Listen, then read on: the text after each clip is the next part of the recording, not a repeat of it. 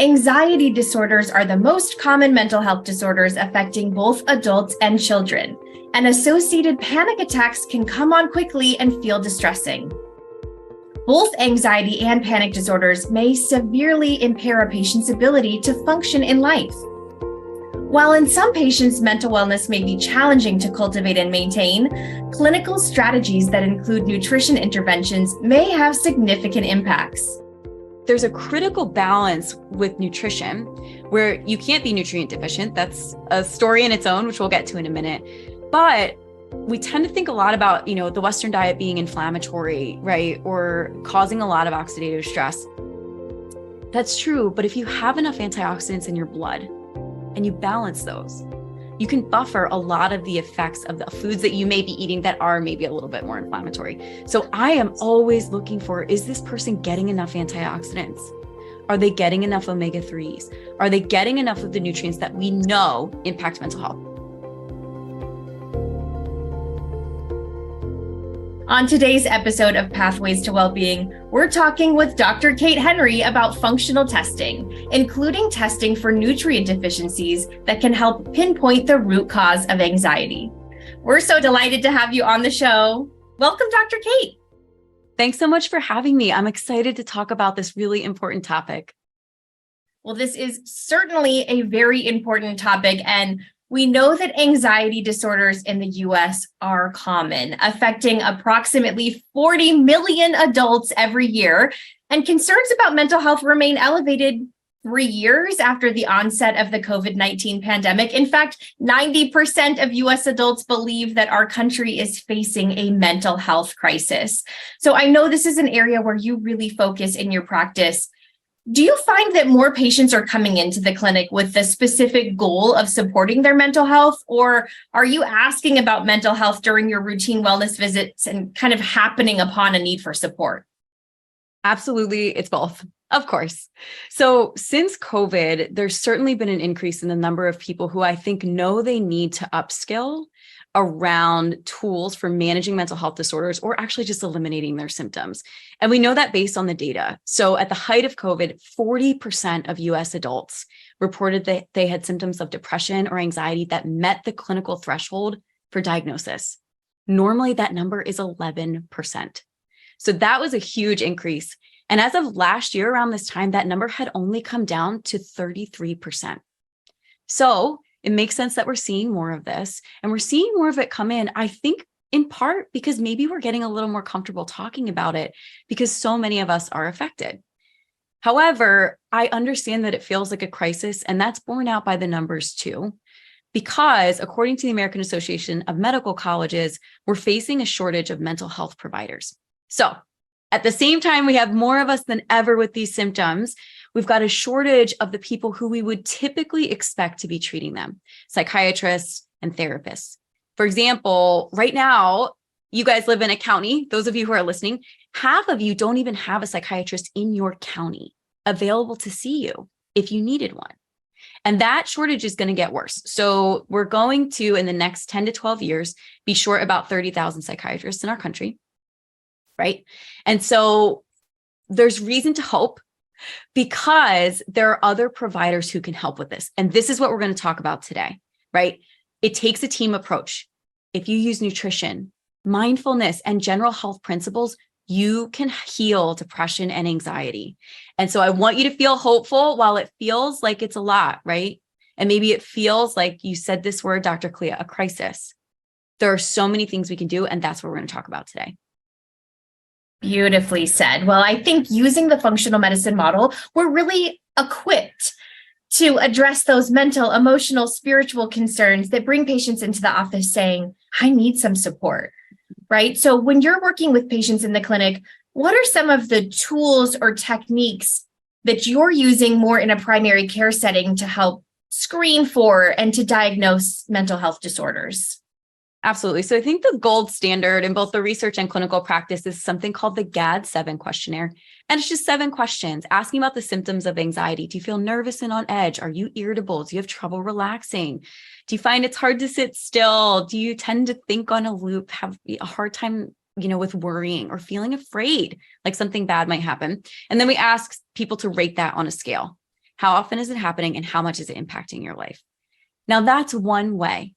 It's one way to screen for the typical symptoms of anxiety.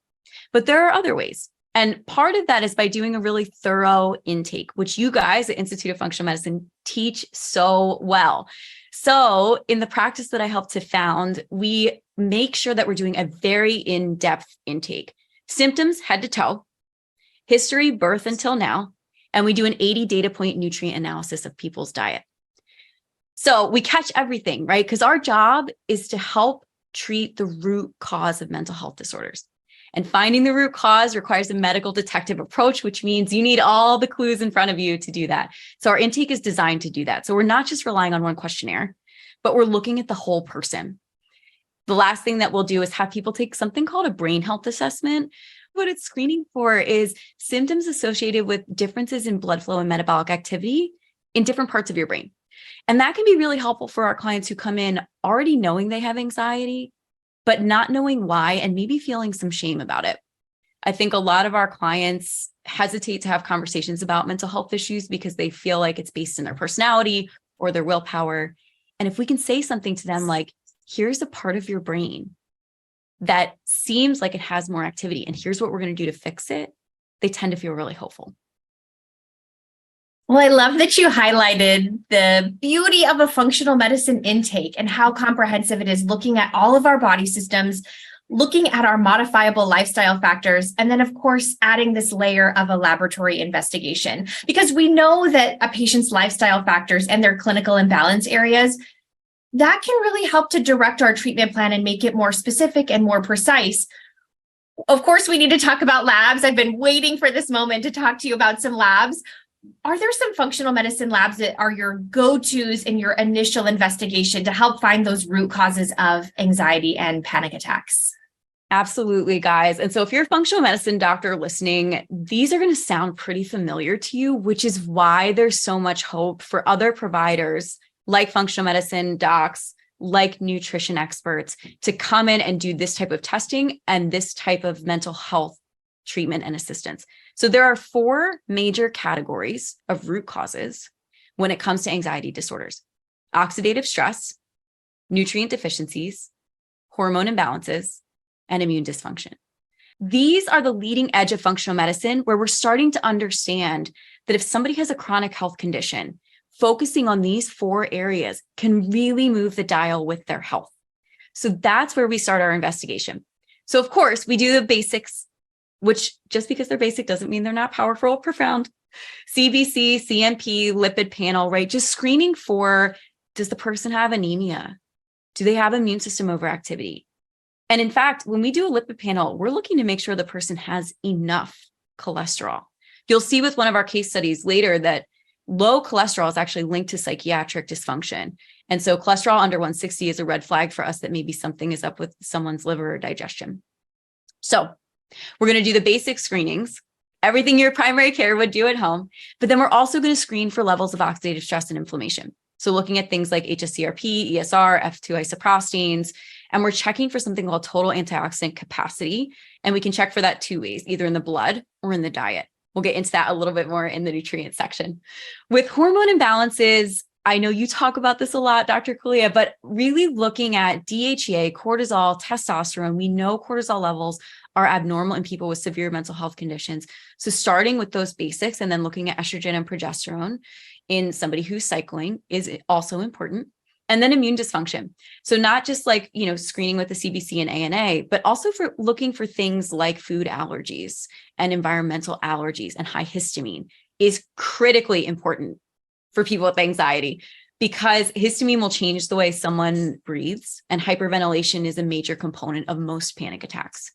So those 4 pillars: oxidative stress, nutrient deficiencies, hormone imbalances, and immune dysfunction, that's where we focus our testing beyond the basics. Wow, I feel so aligned with what you're saying, because like you mentioned, I talk about these very similar pillars for cultivating reproductive resiliency. And I always say the things that we do to support our fertility really extend beyond into reducing our risk for cardiovascular disease, for Alzheimer's, for all of these chronic diseases. And I think our mental health is so intertwined with all of those factors. So this is really about health promotion and cultivating that resilient health from the ground up. So that was very beautifully said. And you mentioned that there's this nutritional component, and we have some cross-sectional and longitudinal studies that suggest that routine consumption of what we might call a Western type diet that includes many highly processed foods can increase the risk for developing symptoms that are associated with anxiety.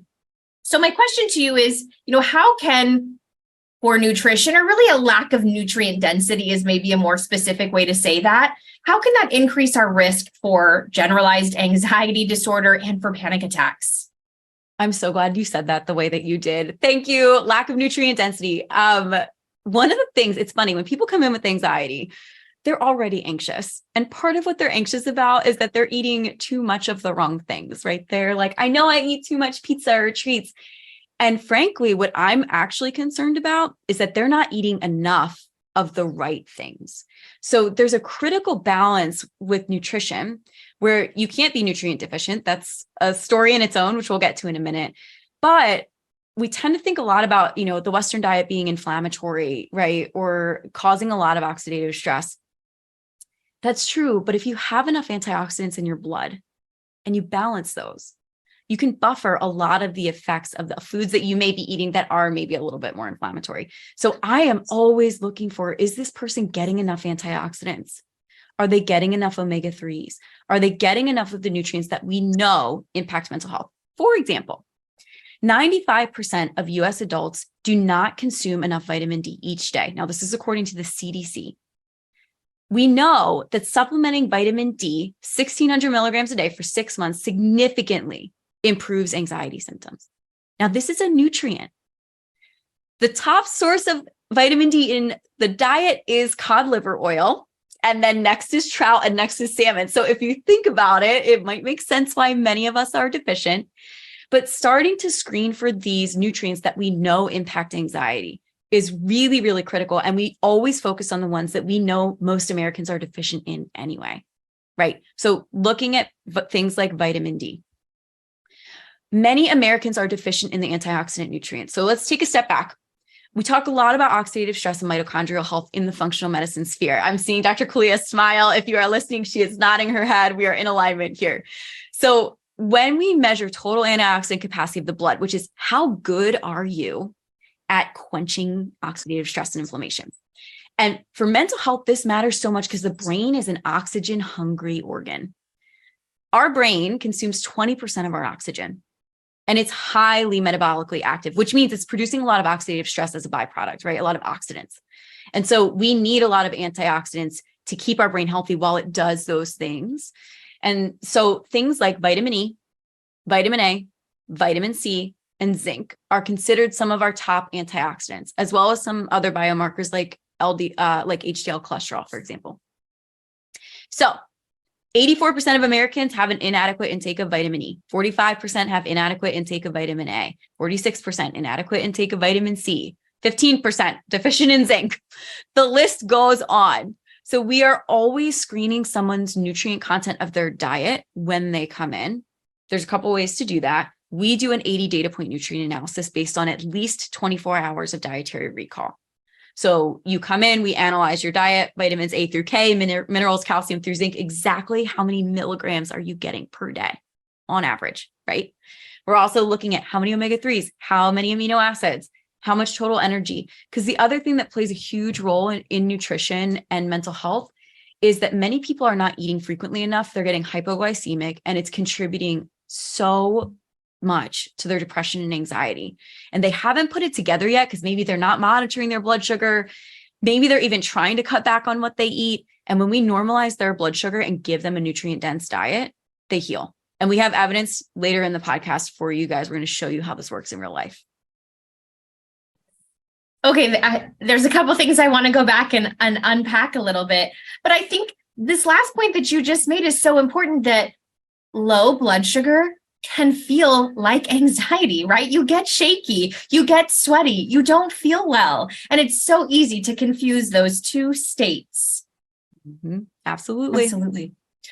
The other piece that I just want to highlight, because you made this point so beautifully, I think we have a tendency to villainize oxidative stress, right? But you just told us our brain being metabolically active, which we definitely want it to do, is going to generate some oxidative stress. And this is normal. This is totally healthy in a body that has enough antioxidants, as you said, to quench that, all of those reactive oxygen species. So I think that we just can start to build this awareness that oxidative stress is not necessarily the bad guy. And we want to do this additive approach of adding these antioxidant nutrients, just like you described. People feel so free, I think, when we focus on getting enough or getting more, because so many people, at least in America, feel like their whole life they've been taught to eat less. Eat less, avoid this, cut that out. So many people come into my clinic feeling afraid. They're like, I can't eat GMOs or dairy or lectins or gluten. And I'm like, what are you eating? It's like we really re-educate people and empower them when we focus on the micronutrient content of their diet, because it takes away the judgments. It's pure data, which sounds boring, but most of our clients love, and they actually get pretty competitive with it, where they're like, I'm going to get 100% of my B6 today. And it leads them on this journey of discovering true health. Most people don't understand that, like, you need B6 to make all of your neurotransmitters, serotonin, dopamine, GABA. The top source of B6 is garbanzo beans, and then beef liver. And you'd have to eat like a cup of those a day to get enough. So that's the reason it's the number one nutrient deficiency in the US. So are we surprised that we have a mental health crisis when 11% of our population is frankly deficient in the cofactor they need to make serotonin, dopamine, and GABA? I'm not, right? I don't think anybody should be surprised. But that means there's so much hope, because when you correct the underlying broken biochemistry and correct the nutrient deficiency, people just start to heal. The biochemistry starts to work and they thrive. Right. I know all of our listeners have now heard you talk about this 80-point nutrient evaluation that you're doing. And they're probably thinking, how is she doing that? Is this something I can do in my office? Are you working with a nutrition professional? Will you give us the scoop on how you're conducting that evaluation? So we use a software called Chronometer in our practice, and our RDs do the nutrient analysis. Naturopathic doctors do this as well in our practice. And so any nutrition professional can use this software. And in fact, if you aren't a professional, you can use this at home for free. Now, caveats here: don't track your nutrients if you have a history of an eating disorder, or if you tend to get kind of hyper-focused. I would recommend going to a nutrition professional who can actually use this software to empower you and give you data. But in the same way that the CDC runs studies on our population by doing 24-hour dietary recall, so they'll say, what'd you eat yesterday? They plug that into the nutrient analysis software, and it will give you a nutrition label of your diet. So it'll say, this is how much B1, B2, B3, right, that you got, vitamin A, D, E, K. This is how much calcium, magnesium, iron, zinc. This is how much protein, how many omega-3s, how much fiber, how much total energy. We give people that 80 data point printout the first time they come in for the visit. And we say, here's where you are. Here's where we're going to get you. Now, for people who it's safe to track, we have them track long-term, even if it's 1 day a week. And so we start to gather data long-term about their consumption of these nutrients. In my opinion, this is what's really missing in our field, and what I'm really excited that we're going to start to do better. Because a lot of times, so many of us jump to testing right away, right? We go like, well, I'm just going to test all of your nutrients. The patient walks out of the visit with $300 worth of testing, right? And for me, that immediately stopped working in clinical practice, because so many of my clients had anxiety, and it would take them 3 months to go get their blood drawn because they were afraid of needles. So knowing that there's two ways to assess nutrients, one is intake, the other is blood. We always do both, because that's where you get the most data.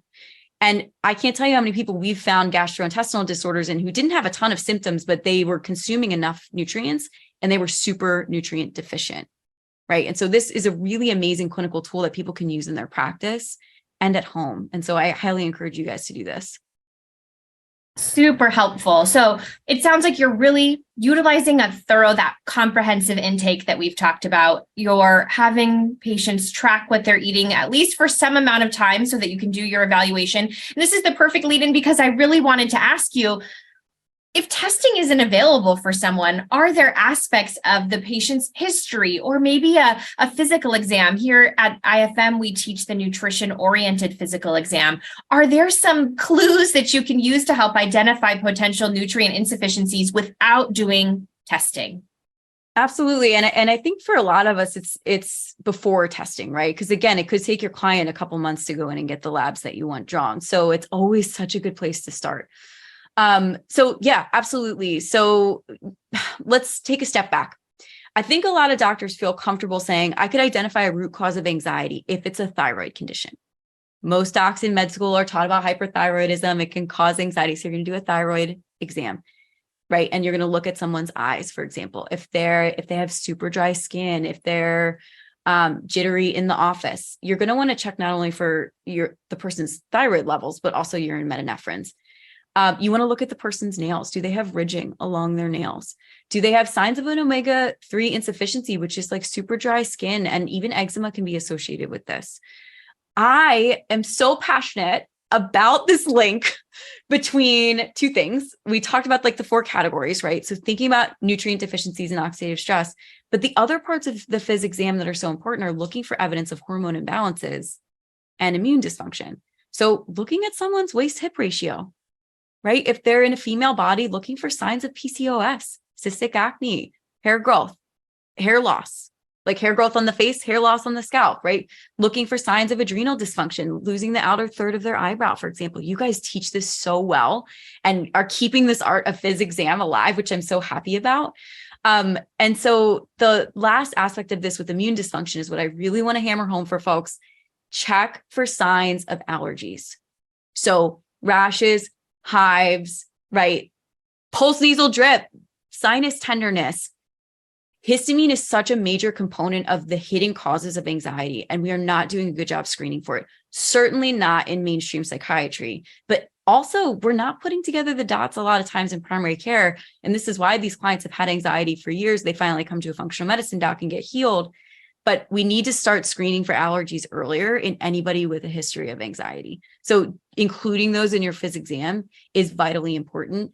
The other aspect I'll throw in here, doing a good cardiac exam and taking blood pressure.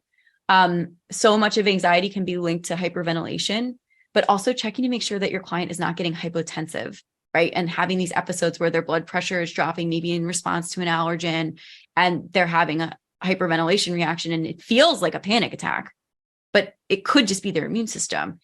I really encourage our docs at Sonare to do a very thorough exam that includes those aspects. So we always do head to toe for everyone. That's a given. But focusing on those areas is critically important. Ooh, it's so fun to talk about making all these connections. I think this allergy component, you're right. I never see anyone talking about this. So that is an excellent takeaway from this episode already. And I also just want to echo how wonderful it is to keep hands-on medicine alive, keep the physical exam alive and well, because there are so many pieces that we can uncover as we become medical detectives, like you said at the beginning of the episode. Mm-hmm. Well, Dr. Kate, I have been so excited to see the emergence of the field of what we might call nutritional psychiatry, which I think is really connected to everything you've been talking about in this episode. It really describes this relationship between our diet quality and our mental health, and it considers the use of some dietary and nutraceutical interventions to help to address those mental health concerns and potentially improve patient outcomes. You've mentioned several nutrients that you're looking for when you do utilize testing. You've talked about vitamin D. You've talked about doing an omega check, screening for iron status. Are there any other nutrients that we should highlight? We really want to think about analyzing in a patient that has a history of anxiety. Totally. I think all of the minerals, including magnesium. So most US adults get about 290 milligrams of magnesium per day. The recommended amount is 350 to 450.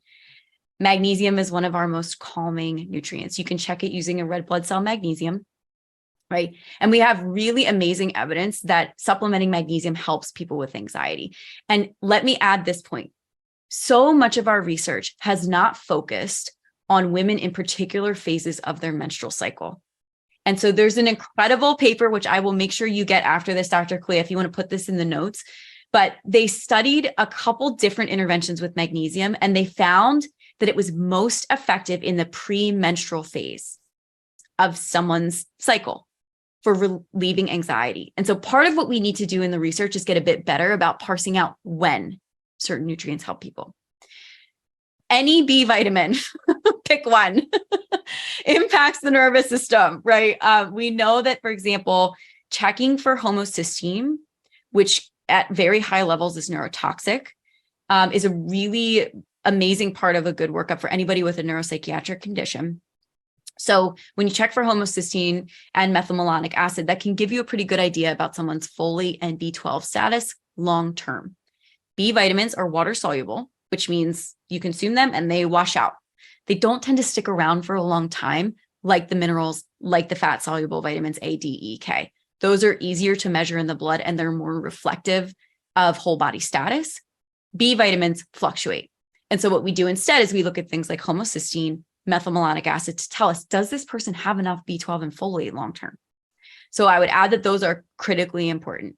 I want to talk more about omega-3s. If you will, promise me we'll circle back. I'll skip over that for now. The other thing I think is important and that doesn't get enough press is vitamin C.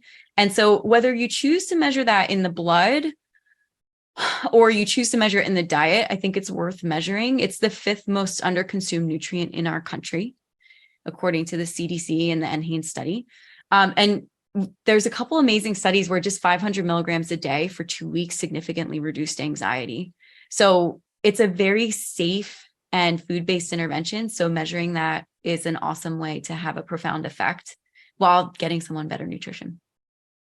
Ooh, I love it. And I'm just so excited to hear you talking about adjusting your treatment plan during different menstrual phases. That is precision medicine right there. It also helps you maybe not use magnesium every day, right? So part of what we talk to people about is, when are you most anxious? And if you have an infradian rhythm that's 28 to 35 days versus a circadian rhythm, or along with your circadian rhythm, right? We can time things so that maybe you don't have to take your magnesium or eat your pumpkin seeds, which are the top source of magnesium, every day, but maybe you do it for the week or two before you start menstruating. And that just feels a lot easier and a lot more doable, I think, to folks. And it is so much more precise, which is just better medicine. Well, and something that's emerging for me as I hear you talk about this is when we start to pay attention to those patterns, it also results in this body awareness that I think is so beneficial for so many reasons. And when someone starts paying attention to, at this phase in my cycle, I feel this way. Wow, that really opens up a whole opportunity for some really devoted self-care right when you need it. Absolutely. And I think we'll talk about this nutrient in a minute, but probably the nutrient that best exemplifies this time-based supplementation is inositol, which is like my number one intervention for panic disorder. So we will get back to this, but I see Dr. Kalea nodding because I feel like, yes, you have probably talked about this a lot in your practice. We're going to loop back. I'm not going to forget omegas and inositol. It's on the list. And maybe this will naturally emerge because I wanted to talk to you about a case from your practice. You've already taught us throughout this episode that a balanced diet that includes vegetables and fruits, those brightly colored rainbow foods, healthy fats, lean proteins, that can help to bolster mental wellness and really help us to manage those daily life stressors. I wanted to talk about a case from your practice, a 30-year-old female named Libby who had some anxiety disorder symptoms going on. Will you tell us a little bit about what brought Libby into the office? Absolutely. And it's so interesting that Libby came in when she was 30, because the average age of diagnosis with GAD or generalized anxiety disorder is actually 31 years old, which is a bit late compared to when we're seeing people typically diagnosed with mental health disorders. So guys, if you recognize yourself in Libby's case, you are not alone. In fact, you're probably in the majority. Libby came in at 30 years old. And part of what brought her in was she knew she got anxious. She had generalized anxiety, but she also tended to get panic in situations where she was the center of attention or stuck. And she was going to get married in 6 months. And she called me up and said, I need to get this under control because I cannot have a panic attack when I am walking down the aisle. I said, I got you. Let's go. So we started with a very in-depth test panel, nutrient analysis and intake, as you've already heard me talk about. But part of what we ran for Libby in her blood work was CBC, CMP. We did a thyroid panel. We looked at her lipids, including cholesterol, iron panel, and a micronutrient panel as well. Now, this was in COVID. So we were really blessed that she was able to collect a lot of these either at home or locally. Additionally, we did a nutrient analysis of her diet, which we do for every single person. And so part of what we found for her was that thankfully, she was not anemic. She didn't have issues with her cholesterol, her white blood cells or red blood cells. She was low in copper, low in manganese, and low in chromium. The hack here, guys, is that I guarantee you, there are 35 million papers on PubMed. Pick any nutrient and type in anxiety disorder. And you're probably going to find a study that suggests that if people are either high or low, normalizing that nutrient in their blood and in their diet helps with anxiety. Why? Because the brain is an organ, right? It's run using biochemistry and nutrition. So most nutrients have evidence for impacting anxiety. For Libby in particular, we were able to replete her with these nutrients really easily with diet and a multivitamin because we chose a multi that had all of these in it, which was really easy. Another way to hit the easy button. I will add here, I wish we had checked her for allergies sooner. We did not include a total IgE or allergy panel, and we should have, but that's what we did for her. Some of the nutrient interventions that we did, we lowered the amount of caffeine and alcohol she was consuming. She had a lot of histamine symptoms. You guys can read this whole case over at the RUPA magazine, but I'm going to go through the bullet points for you. A lot of histamine symptoms. She wasn't eating breakfast, consuming a lot of caffeine. And so we put her on a low alcohol, low caffeine, low histamine plan. Now, low histamine plans are very tricky. I'm very proud of the way we do this at our practice because we make sure they are nutrient replete. They're easy to consume and people are getting enough nutrients. I think low FODMAP and low histamine plans have the potential to be really restrictive. And so anybody at home who's thinking of trying this on your own, please don't. Instead, see an RD or a functional med person who can help you, practitioner. That's how we have success with these plans. So that was the workup we did, was looking at her diet and her blood. Do you want me to move into interventions? We definitely need to know what you did to help Libby, please. Okay, great. So if you're recognizing yourself, guys, what I want you to hear first is so much of Libby's workup was normal, right? And so many clients come in being like, I have anxiety, but my doctor told me all my labs were normal. There are still things you can do. Here's what we did for her. First things first, anybody with panic attacks who's in a female body and has GAD is usually getting put on inositol powder from me, particularly if they've got menstrual issues. So inositol is one of our best studied interventions for generalized anxiety disorder and panic attacks. In fact, it's been studied to be more effective or as effective as SSRIs for reducing anxiety. It has almost no side effects. It has no toxic dose. It used to be considered a B vitamin isomer. Now we think it's a glucose isomer. We still can't really figure out what it is in nutrition. We just know it's safe and it's a nutrient. And so I find people get so much relief so quickly when they start to supplement inositol and make sure that they're replete. Put her on a comprehensive multivitamin that had 26 nutrients, including the ones that she was deficient in her diet. We designed a diet that was nutrient replete. So we knew every day she was going to eat foods that she loved, but that hit all of 100% RDA for vitamin D, vitamin E, all the antioxidants, the things we know heal mental health disorders. And she worked really hard with our RDs to do it in a way that she didn't even notice, right? So she gets to eat like a protein muffin in the morning. We know it secretly gets her 100% of what she needs for that meal, but she just knows she's eating like a delicious chocolate protein muffin. We gave her omega-3s. Now we measure people's dietary consumption of omega-3s to determine how much they need to supplement. So if we can get them enough chia seeds and flax seeds and salmon to hit 3 grams a day, they're good to go. They don't need to supplement. If we can't, we'll throw in a supplement. I don't know how you feel, Dr. Kalea, but I have yet to see omega-3 supplementation under 1,000 milligrams to do anything for anyone's mental health long-term. They need to hit at least 3,000 milligrams a day or 3 grams a day total to start to see results. And this is borne out in the research. We can see that 3 grams of omega-3s for 3 months will cut anxiety levels by 2/3. And at the same time, anger levels by 2/3. Right? Which shocks most people.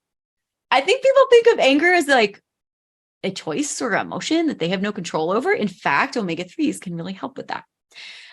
Last thing, because Libby was getting low blood pressure, we put her on some licorice root tea. We gave her some GABA at night to help her sleep. She was having a little bit of insomnia. And we fixed her gut. We did a gut healing protocol with her. She's doing a little bit of glutamine supplementation at night and a little chocolate drink. And we did a ton of mindfulness. So biofeedback, autogenics, mindfulness training to give her the tools she needed to manage these symptoms if they popped up. That was her major fear, right? What do I do if I start to get anxious going down the aisle? So we gave her all the tools to manage it if she did feel anxious. And then we did the hard work of getting rid of the underlying anxiety. Wow, you really put together the all-star treatment plan for Libby. So as you're implementing all of these changes, I think a common question that comes up is, how long do I need to do these things before I start to see some benefit? How do you set that expectation with patients right at the beginning of their healing journey? It depends how sick they are, how long they've been sick, and how complex their case is.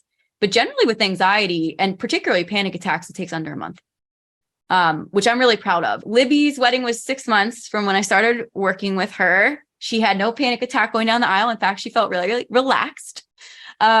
She also was having other issues like yeast infections, hypotension, fatigue, frequent urination, brain zaps that we picked up as part of her intake. Those also resolved during this time.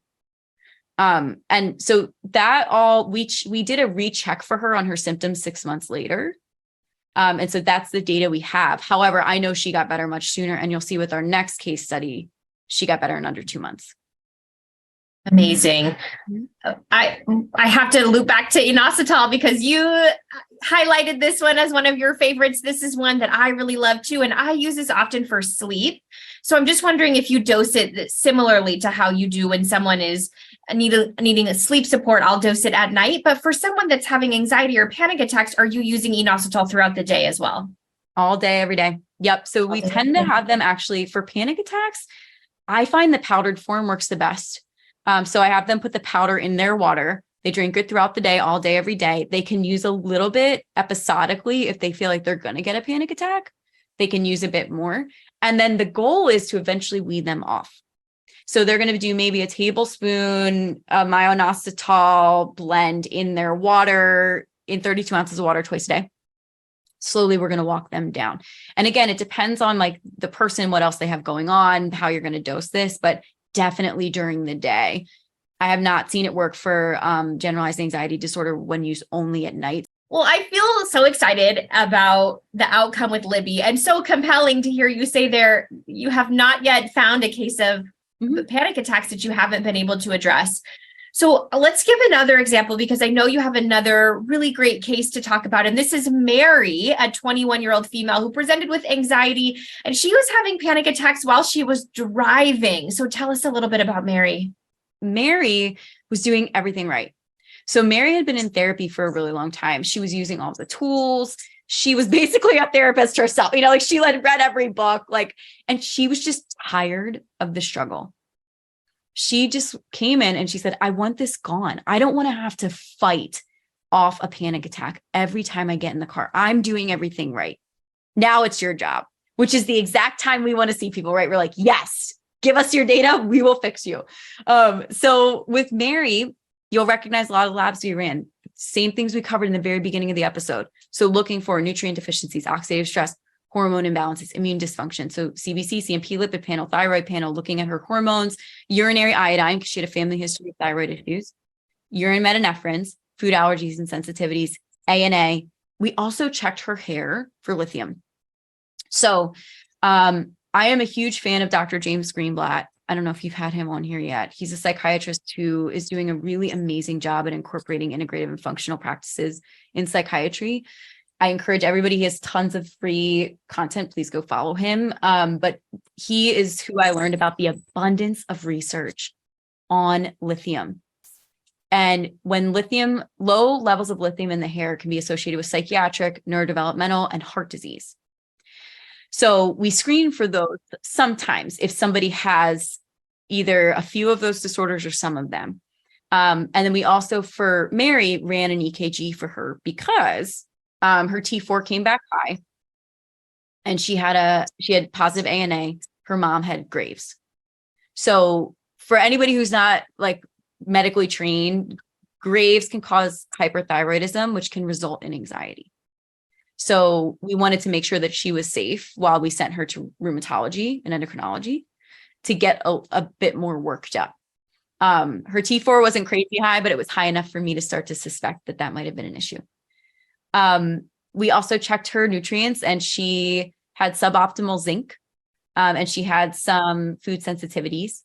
And so we also looked at a nutrient analysis of her diet, and she had low intake of pretty much all the B vitamins, vitamin C, D, E, K. She didn't get enough zinc, calcium, copper, iron, magnesium, you name it. And this is common, guys. You might be listening to this thinking, okay, well, this person wasn't getting enough nutrients, but I am. These inadequate intake of these nutrients is the rule. I have yet to see someone come in getting 100% of the nutrients they need in a day in America. So you're listening to this and you're hearing about Mary, you may be just like her. So I'm struck with the lithium piece, because I think that one, it's not super common. Many of us wouldn't think of that. You mentioned that you're not ordering this on everyone, but maybe if they have a history of heart disease or they have this symptom picture, you might actually look into that. Mm-hmm. And so tell us a little bit about how you move forward in your treatment of Mary. Absolutely. Yeah. So what we did for Mary was, again, what we do for everyone. And this might sound boring, but making sure that someone has a nutrient replete diet is the most powerful type of medicine you can do for them. Food is what heals. The body heals itself when you give it the right ingredients and get out of its way. And so that's what we do. And we work really hard to do that. So our RDs met with Mary.